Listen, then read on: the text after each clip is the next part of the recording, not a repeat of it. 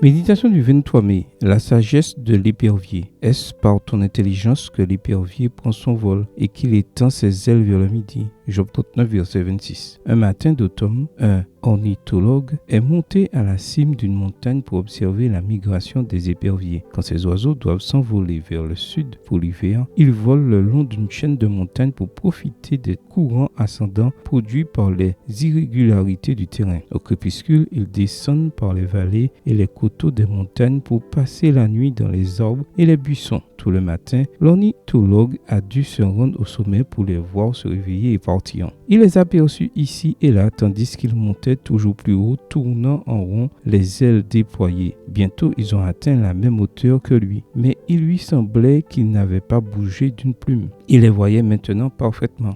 Enfin, ils ont pris la direction du sud. Durant le vol, les éperviers peuvent atteindre une vitesse de 120 km/h. En contemplant cette scène merveilleuse, l'ornithologue s'est mis à méditer. Ces éperviers étaient totalement dépendants du soutien qu'ils recevaient de l'air. Ils démontraient leur foi en l'air en tendant leurs ailes pour recevoir toute sa puissance de soutien. Mais supposons qu'un de ces éperviers se dise « Garder mes ailes déployées aussi longtemps m'est très difficile. Elles pourraient avoir des crampes. » Et s'il décidait de les replier un instant, les conséquences seraient immédiates. S'il ne changeait pas d'avis, il perdrait la vie en s'écrasant au sol. Dieu ne nous abandonne jamais. C'est nous qui plions les ailes de notre foi et commençons à tomber. Au lieu de placer notre confiance en sa puissance, nous nous concentrons sur nos problèmes. C'est ce qui est arrivé à Pierre alors qu'il marchait sur la mer. Quand nous perdons Jésus de vue, les eaux qui avaient été jusqu'alors un chemin sûr pour marcher deviennent notre tombe. Ce ne sont pas les circonstances qui ont changé, mais la main dans laquelle nous plaçons notre confiance. Mais tout n'est pas perdu. Aujourd'hui, tu peux crier « Seigneur, sauve-moi » Matthieu 14, verset 30